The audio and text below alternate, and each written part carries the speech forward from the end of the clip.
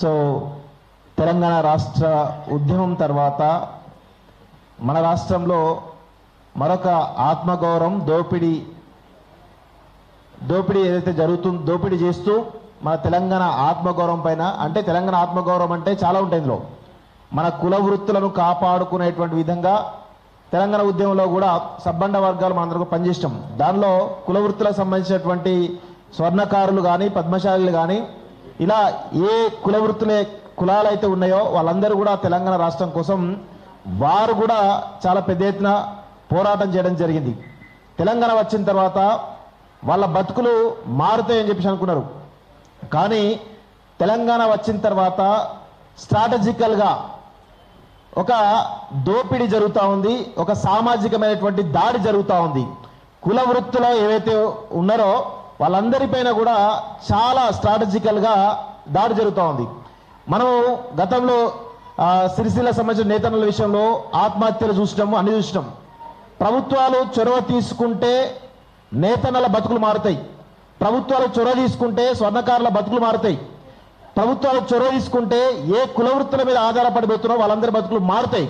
కానీ ప్రభుత్వాలు ఆ చొరవ తీసుకోకపోవడం వల్లనే ఈరోజు కుల వృత్తులు నాశనం అవుతున్నాయి. ఎందుకు అంటే ఈ సామాజిక దాడి అని చెప్తున్నాను కదా, ఈ మార్వాడీలు కానీ లేకపోతే ఎవరైతే మన పైన దాడి చేస్తున్నారో వాళ్ళందరికీ తొత్తులుగా వాళ్ళు ఇచ్చేటువంటి పైసలకు ఆశపడ్డటువంటి రాజకీయ నాయకత్వం అంతా కూడా వాళ్లకు లొంగి పనిచేయడం ద్వారా ఈరోజు ఈ దాడులన్నీ జరుగుతూ ఉన్నాయి. దీనికి మార్వాడీలను బాధ్యులుగా చేస్తూనే మన రాజకీయ నాయకత్వాన్ని కూడా మనందరం కూడా నిలదీయాల్సినటువంటి అవసరం అయితే ఉన్నది. ఇక్కడ కొన్ని విషయాలు మీకు చెప్పాలి. ఈరోజు మన హైదరాబాద్ నగరంలో చూస్తున్నాం, అదేవిధంగా ఇప్పుడు ఆ కల్చరు ఇంకా టైర్ 2 సిటీస్కి వరంగల్కి, ఖమ్మంకి, కరీంనగర్ లాంటి నగరాలకు పాకుతా ఉన్నది. అది ఏంటి అంటే ఒక దాండియా కల్చర్. మనమందరం కూడా తెలంగాణ ఆత్మగౌరవం అస్తిత్వం అంటే మనందరం కూడా బతుకమ్మ పండుగని అనుకుంటాం. కానీ ఈరోజు మన తెలంగాణ ఆత్మగౌరవం పైన, తెలంగాణ అస్తిత్వం పైన ఉత్తరాది సంస్కృతిని మన పైన రుద్దేటువంటి ఒక ప్రయత్నం జరుగుతూ ఉంది. ఇది కూడా మనందరం కూడా అడ్రస్ చేయాల్సిన అవసరం ఉంటుంది. ఈరోజు దాండియా అనేటువంటి ఒక ఈవెంట్ పేరిట మన పైన ఒక సాంస్కృతిక దాడి జరుగుతూ ఉంది. ఇది అందరూ కూడా గమనించాలి. ఈరోజు మన బతుకమ్మను కనుమరుగు చేసేటువంటి ఒక కుట్ర జరుగుతూ ఉన్నది. అందుకే ఈ వేదిక నుంచి నేను ఒక డిమాండ్, ఒక ఆర్డరు, ఒక రిక్వెస్ట్ కూడా పెడతా ఉన్నాను. ఖచ్చితంగా ఈసారి జరిగేటువంటి దాండియా కార్యక్రమాలు అవుతున్నాయో మనందరం కూడా అడ్డుకోవాల్సిన అవసరం అయితే ఉంటుంది. దీన్ని ఖచ్చితంగా మనం అడ్డుకోవాలి కూడా. అడ్డుకుంటేనే మన యొక్క మన పైన జరుగుతున్నటువంటి సాంస్కృతిక దాడి అవుతుందో దాన్ని ఆపగలుగుతాం. ఇలాంటివి చేయకపోతే ఈరోజు దాండియా వచ్చింది, ఇప్పటికే చాలా వచ్చినాయి, అవన్నీ లోతులోకి పోదలుచుకోలేం. కానీ దాండియా ఇప్పుడు జరుగుతున్న సంస్కృతి దానికంటే ముందు ఇంకా చాలా జరిగినాయి.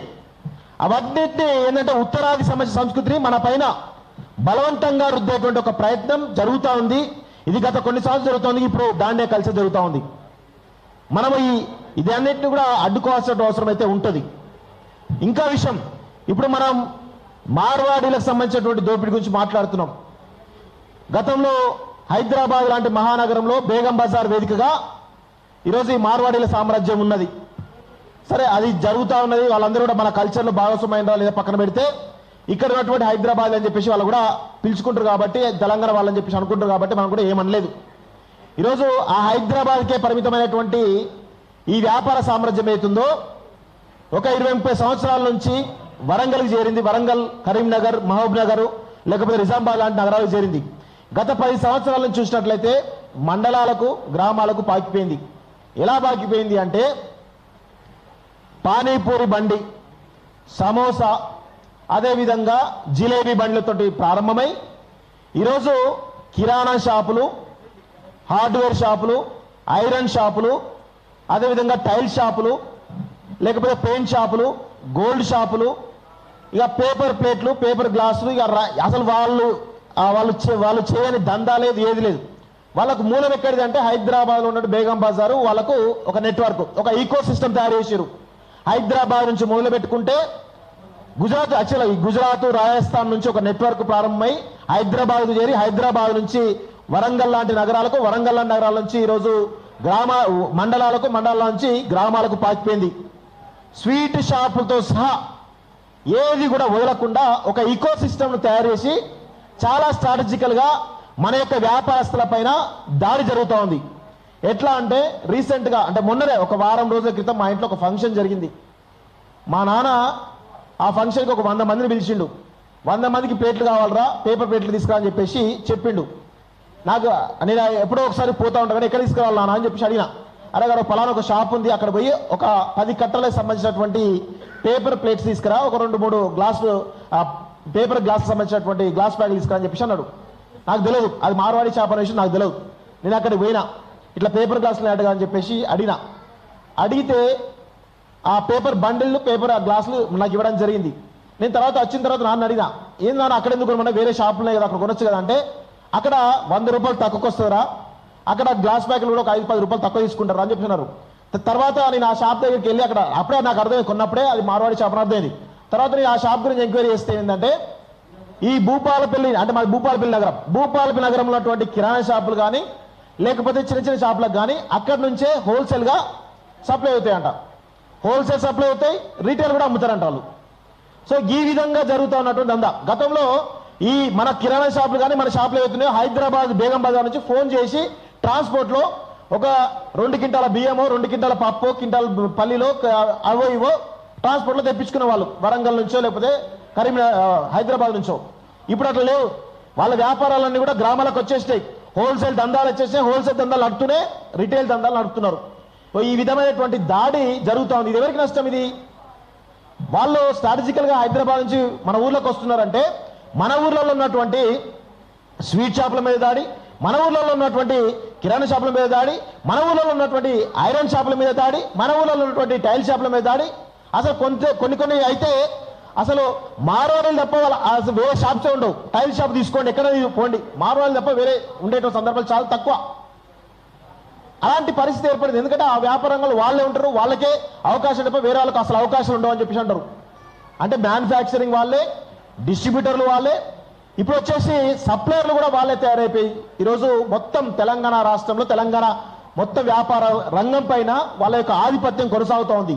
ఈ ఆధిపత్యాన్ని మనం ఇక్కడితోటి కంట్రోల్ చేయకపోతే ఏం జరుగుతుంది అనేది ఒకసారి ఆలోచిస్తే, గత 50-60 సంవత్సరాలుగా ఆంధ్ర పెత్తందారి వర్గాల దోపిడీ ఏ విధంగా అయితే మన తెలంగాణ మీద జరిగిందో, మన వనరుల మీద దోపిడీ జరిగింది, మన ఉద్యోగాల మీద దోపిడీ జరిగింది, మన యొక్క ఆర్థిక వ్యవస్థ మీద దోపిడీ జరిగింది. అన్ని రంగాల్లో కూడా వాళ్ళ యొక్క పెత్తనం స్టార్ట్ అయింది. చాలా అతిపెద్ద మూమెంట్ వస్తే కానీ మనకు తెలంగాణ రాలేదు. అదే పరిస్థితి మళ్ళీ రాబోతుంది. అదే ప్రమాద గంటికలు మళ్ళీ రాబోతున్నాయి. దీన్ని మనం ఎక్కడో ఒక దగ్గర దీన్ని ఫుల్ స్టాప్ పెట్టకపోతే ఈ దోపిడీ మరింత పెరిగిపోయి ఈరోజు ఆ దోపిడీదారులందరూ కూడా ఈరోజు వాళ్ళకు అండగా పొలిటికల్ పార్టీలు ఉన్నాయి.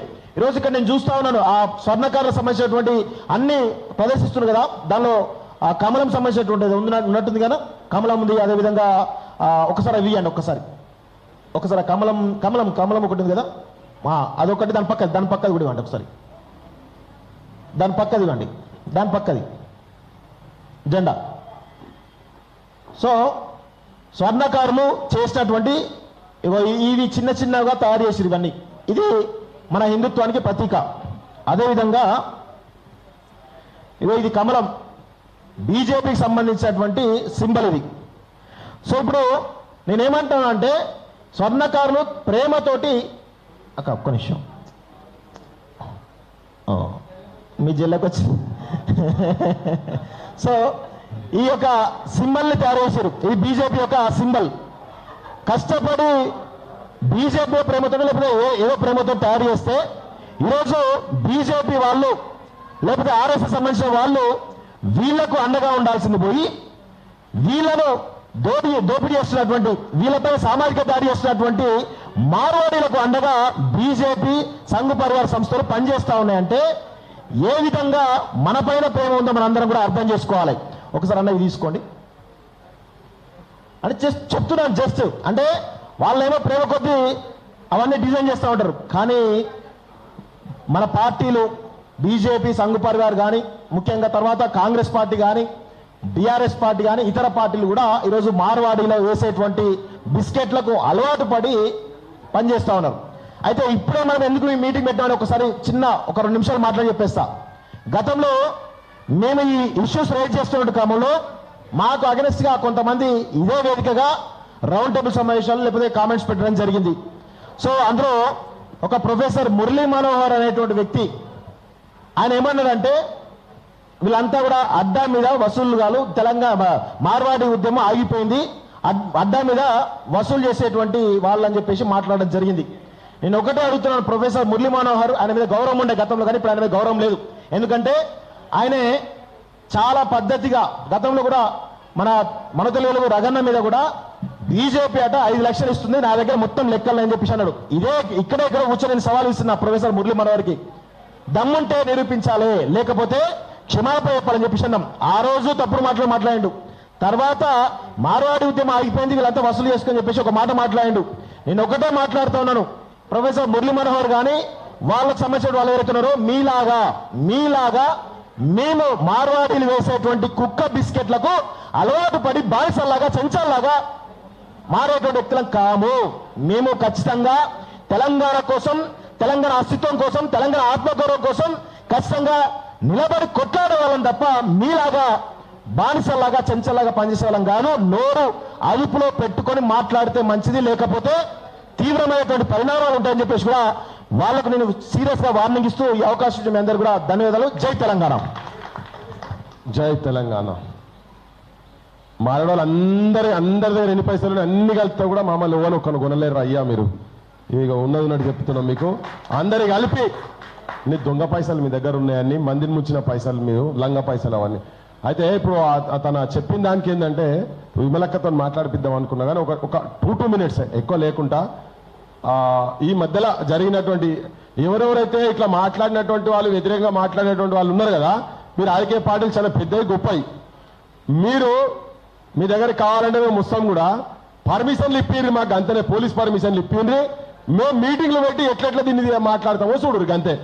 మీరు పర్మిషన్లు ఇప్పియకపోయినా మేము జనం లోపలికి ఎట్లెట్లా తీసుకుపోవాలో మాకంటూ ఒక వ్యూహం ఉన్నది, మేము తీసుకుపోతున్నాం. దాని ఆ వ్యూహాత్మకంగా పోతున్నాము. దానికి అందుకనే పొలిటికల్ లీడర్షిప్ కావాల్సిన అవసరం ఉంది. ఆ సైడ్ మేము ప్రయత్నం చేసుకుంటూ పోతున్నాం.